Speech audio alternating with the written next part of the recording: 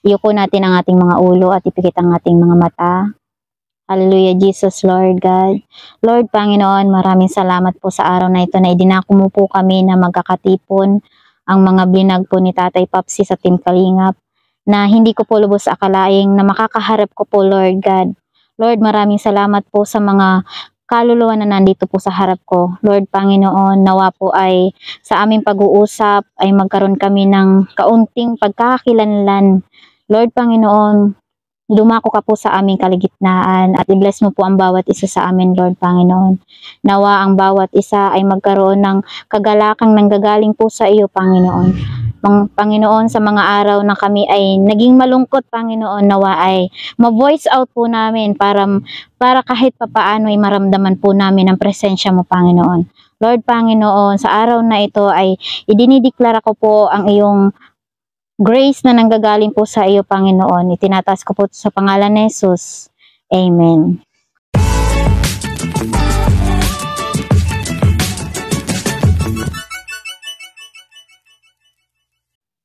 Yan. Gusto ko kung okay lang sa inyo na bago tayo magsimula, mag-prayer muna tayo kay Lord. Yan. Sige. Yan. Iyuko natin ang ating mga ulo at ipikit ang ating mga mata. Hallelujah, Jesus, Lord God. Lord, Panginoon, maraming salamat po sa araw na ito na idinako mo po kami na magkakatipon ang mga binag po ni Tatay Papsi sa Team Kalingap na hindi ko po lubos akalaing na makakaharap ko po, Lord God. Lord, maraming salamat po sa mga kaluluwa na nandito po sa harap ko. Lord, Panginoon, nawa po ay sa aming pag-uusap ay magkaroon kami ng kaunting pagkakakilanlan. Lord, Panginoon, dumako ka po sa aming kaligitnaan at i-bless mo po ang bawat isa sa amin, Lord Panginoon. Nawa ang bawat isa ay magkaroon ng kagalakang nanggagaling po sa iyo, Panginoon. Panginoon, sa mga araw na kami ay naging malungkot, Panginoon, nawa ay ma-voice out po namin para kahit papaano ay maramdaman po namin ang presensya mo, Panginoon. Lord Panginoon, sa araw na ito ay idinideklara ko po ang iyong grace na nanggagaling po sa iyo, Panginoon. Itinataas ko po sa pangalan ni Jesus. Amen. Gusto kong kanta tayo kahit kaunti lang.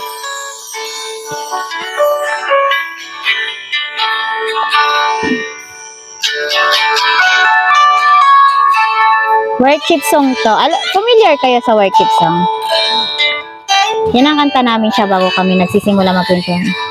Lamang ako sa libong buhay, hindi pagkakait, lahat sa'yo ibibigay.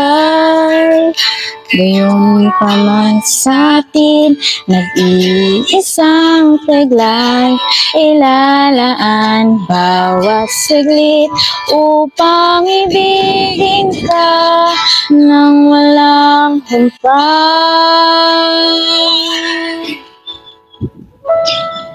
Kaya ng dagat na hindi napapagay sa pag-alon, puso ko ay sa'yo magmamahal sa habang panahon. Dahil tanging kayamanan ko, ikaw ay sambahin. Pagas na pagsintay iyong dinggin, kalakip ng awitin.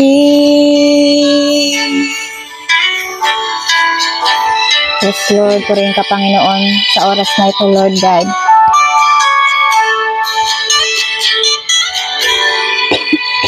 Ikaw ang dakilain at pasalamatan sa ngalan ni Jesus. Doon lamang ako sa libong buhay, hindi pagkakait, lahat sa'yo ibibigay. Ngayon pa man sa'tin, nag-iisang tiglay, ilalaan bawat saglit upang ibigin ka nang walang humpay. Gaya ng dagat na hindi napapagal sa pag-alon. Ang puso ko ay sa'yo nagmamahal sa habang panahon. Gaya ng dagat na hindi napapagal sa pag-alon. Ang puso ko ay sa'yo magmamahal sa habang panahon. Natatanging kayamanan ko, ikaw ay sambahin. Wagas sa pagsitay iyong dinggin, kalakip ng awitin.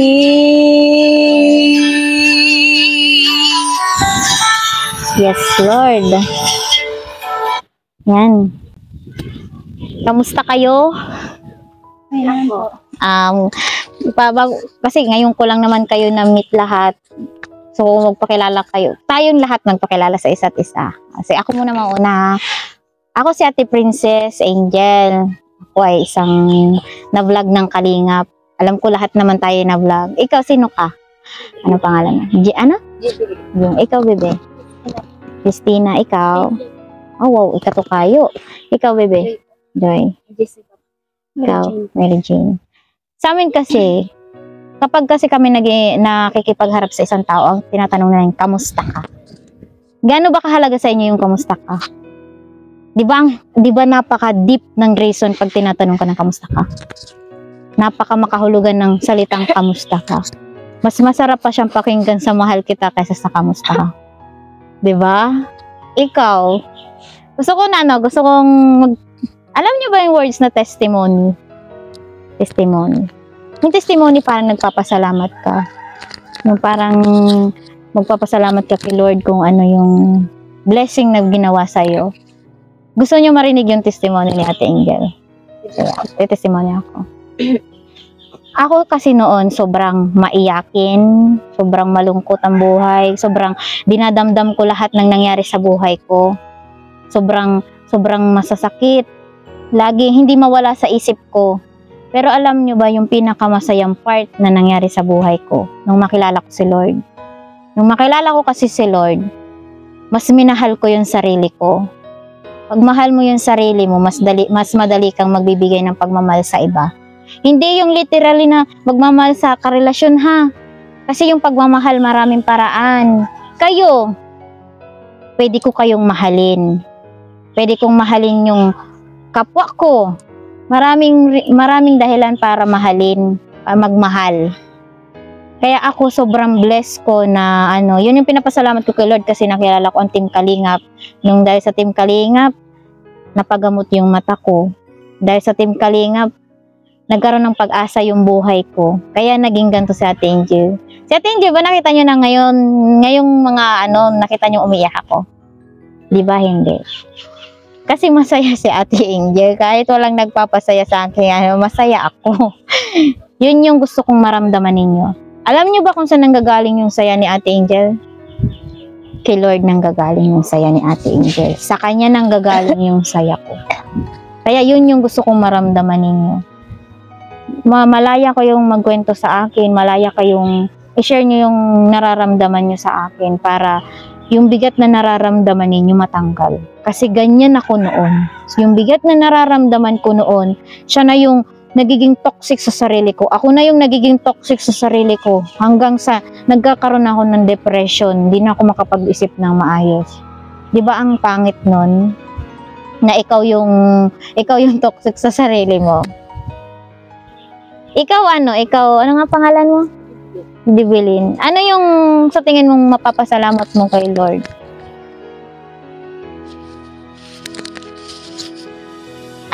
Ano ka noon? Nasa tingin mong binago ka ngayon? Ano yung, sige ibahin natin, ano yung pinaka-difficult na nangyari sa buhay mo? Ano yung yung parang difficult? Masakit yung ganun, yung pinaka-masalimuot na nangyari sa buhay mo.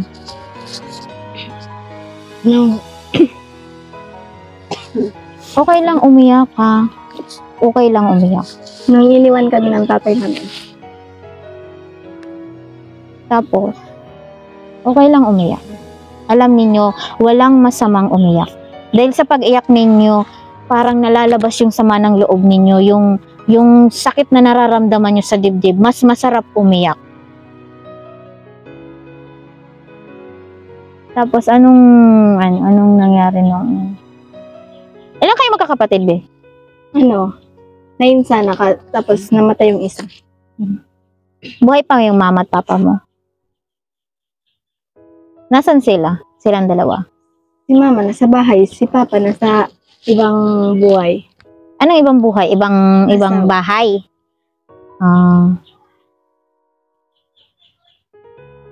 Pinto mo, bebe.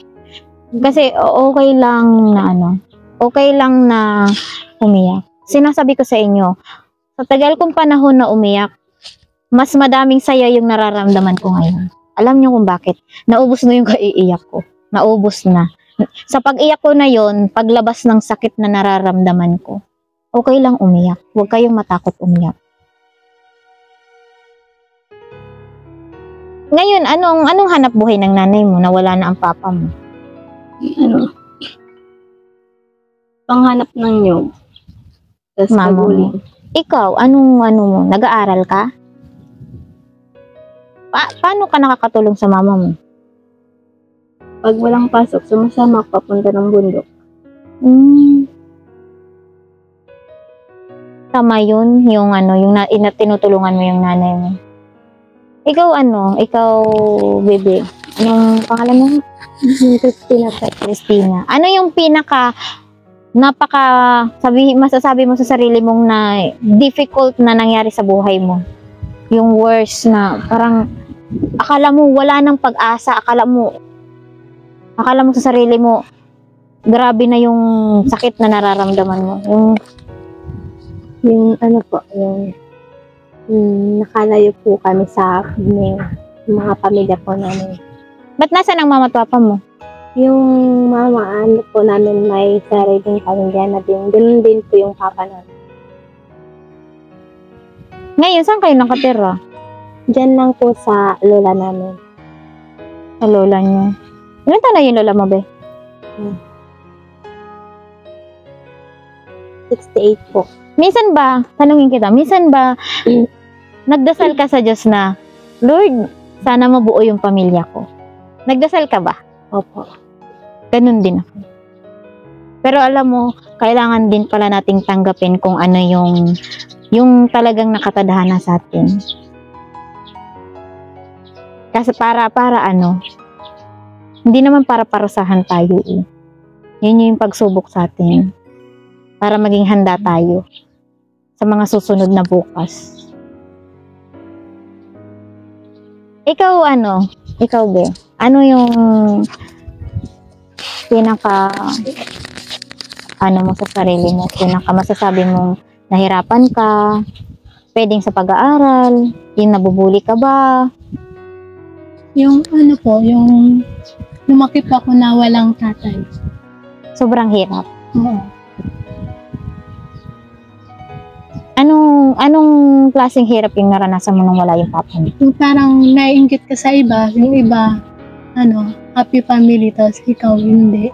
Parang kulang, parang minsan naghahanap ka ng tatay. Pakiramdam mo kulang yung buhay mo, parang naghahanap ka ng pagmamahal galing sa tatay. Nasaan pala siya ang tatay mo? Nasa, sementeryo. Namatay na. Kabilang bahay. Nasa Sementeryo. Nasa sementeryo talaga. Ikaw naman, Joy. Kamusta ka?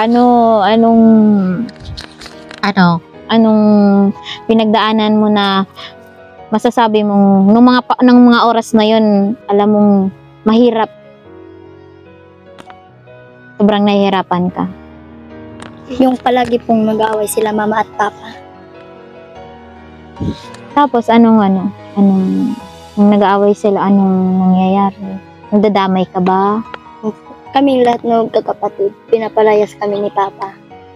Nasaan ang papa mo? Doon po sa bahay. Mama mo nasaan? Andun po. Pero minsan ba na naisip mo na umalis, yung lumayas, yung ganun?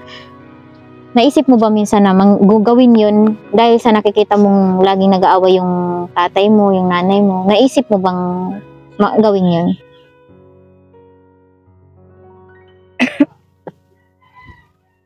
Yung mga kapatid mo, ilan kayo magkakapatid? 7 po. Ito, lahat kayo nag-aaral? Opo. Yung isa hindi pa. Kasi maliit pa. Ikaw, Be, anong pinagdaanan mo na hindi mo makalimutan? Same lang po kami yung kapatid ko na nahiwalay sa sa magulang. Gaano kahirap pagka walang magulang? Parang meron ka pong kasama pero hindi talaga gaya nung kasama mo yung totoo mong pamilya. Yung parang iniisip mo na sana sila talaga yung kasama mo. Pinagdadasal mo din na mabuo kayo? Opo. Kayong magkapatid, paano kayo, lagi ba kayong magkasama? Opo palagi. Nagtutulungan kayo sa lahat ng Yun yung the best. Kahit wala yung tatay nyo, wala yung nanay nyo, nandyan naman kayo sa isa't isa. Yun yung pinakamahalaga. Ikaw, Be, anong pinagdaanan mo na hindi mo makalimutan? Masasabi mong mga panahon na yun, parang kala mo wala ka ng kakampi, wala ka ng mapagkwentuhan, yung parang wala kang makapitan, yung parang araw-araw ka umiiyak. Ano yung parang masalimuot ba na pinagdaanan mo? Hindi ko po makalimutan yung sinabi sa akin ni mama na yung nagagalit siya sa akin na hindi daw niya ako anak, ang pangit daw ng ugali ko, pangit din daw ako. Tapos Yun lang. It's okay. Umiyak ka. Wala masamang umiyak.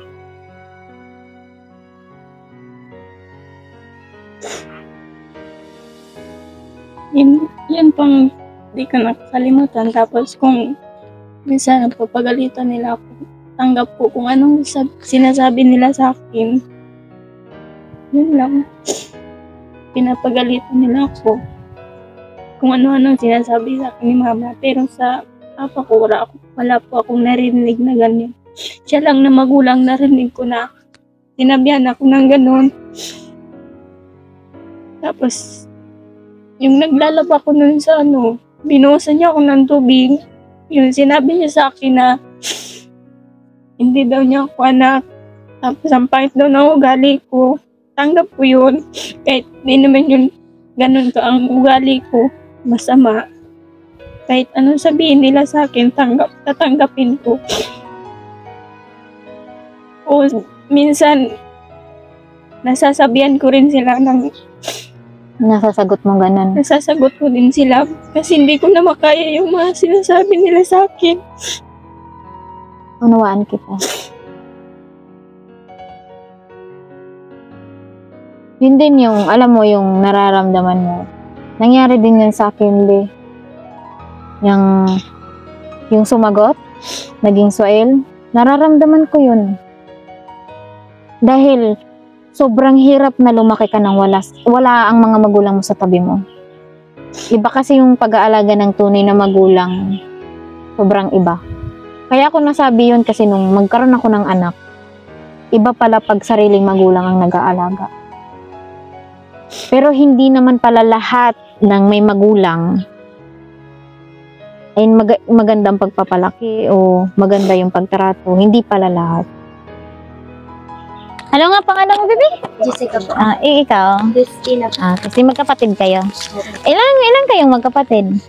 9 po. Kami lahat-lahat.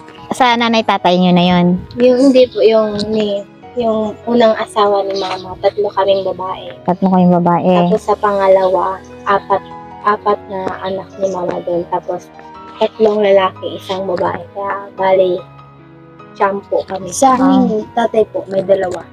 Bali, may dalawa. Kaya lahat, siyam. Ito. Ikaw, bebe, anong... 9 po kami. Tapos may 9 po kami sa unang anak. Mama, papa mo, 9 talaga kayo. Tapos may isa po yung sa ngayon na. Sa ngayon, kanino naman yun? Yung sa pang-dalawang asawa na po yun. Pangalawang asawa ni mama mo. Ikaw, bebe, ilan ang kayo magkakapatid? 7 po. 7 kayo sa mama at papa mo. Tapos, Kaya sa papa, sa papa, may 4 pa. Tapos sa mama, wala. wala. Ilan lahat kayo? 11. 11. Kayo, be? Ilan kayong magkakapatid? Kay mama at saka kay papa, 9 kami. 9 kayo. Tapos kay papa, may 3 kapatid ako. May 3 ka doong Kay kapatid. mama, isang kapatid. Isang kapatid. Ilan lahat kayo? 12. Ang konti.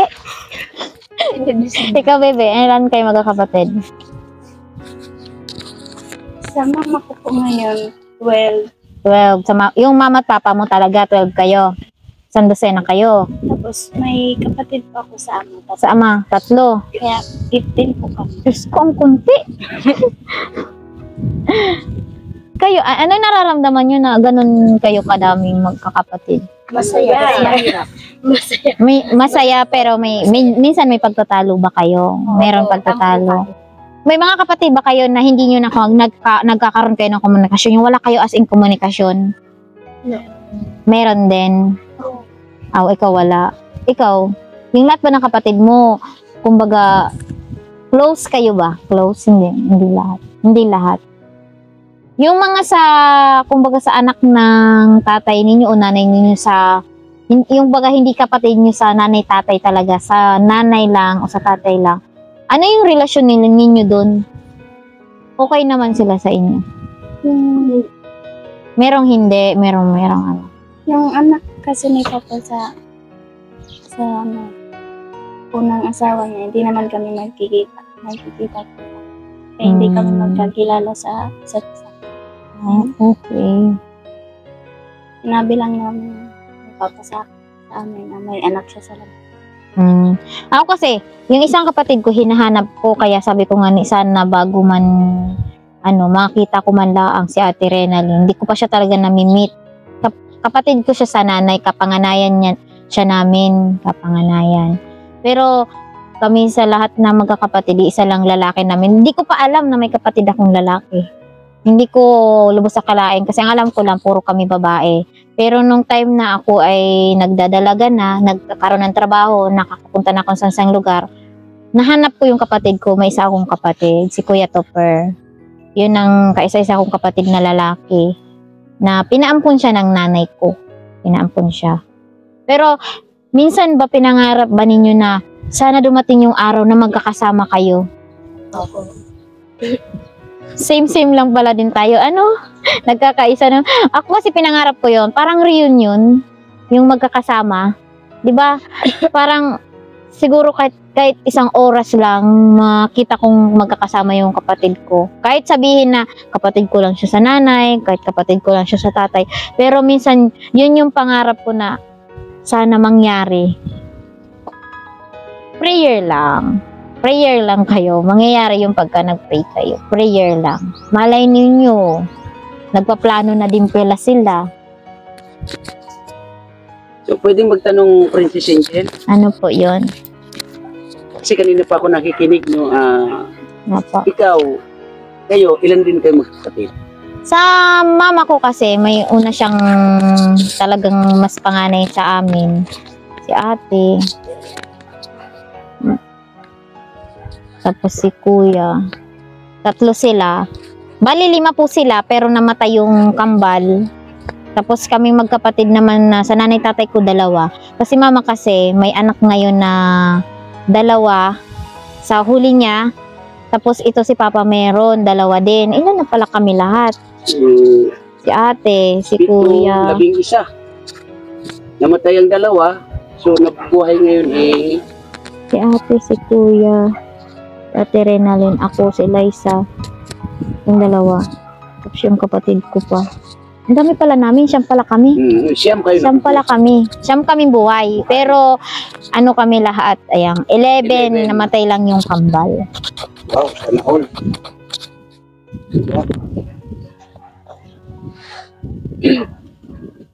So, anong masasabi ninyo kay ating yung Princess Angel ngayon? Thank you sa kwento. Ang ganda.